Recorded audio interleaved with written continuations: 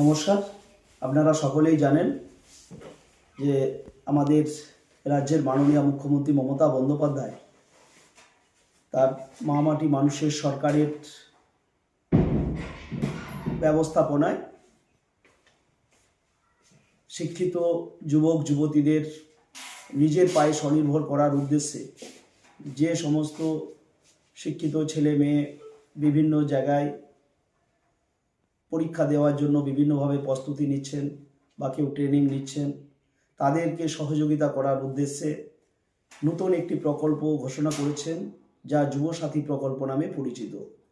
এই প্রকল্পের ক্যাম্প চন্দ্রকোনা 1 নম্বর ব্লকের 6টি অঞ্চল এরিয়ার সমস্ত শিক্ষিত যুবক যুবতীদের জন্য অনুষ্ঠিত হবে চন্দ্রকোনা 1 নম্বর ব্লক পঞ্চায়েত সমিতির অফিস অর্থাৎ বিডিও অফিসে সকাল 10টা থেকে বৈকাল 4টা পর্যন্ত।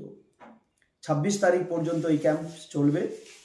বয়স সীমা 21 থেকে 40, অর্থাৎ 21 বছর বয়সের পর 21 পেরোনোর পর 21 হতে হবে এবং 40 পেরিয়ে গেলে আর সেই সমস্ত যুবক যুবতীরা আবেদন করতে পারবেন না। এবং যারা মান্থলি সরকারের কোনো পেনশন স্কিম পান, তারাও এই তালিকায় অন্তর্ভুক্ত হতে পারবেন না।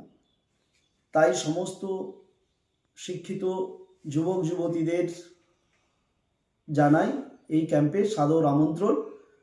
আপনারা সকলেই আসুন, আপনাদের নাম নথিভুক্ত করুন এবং যুবসাথী প্রকল্পের সুবিধা পেয়ে আপনারা নিজেদের পায়ে দাঁড়ান।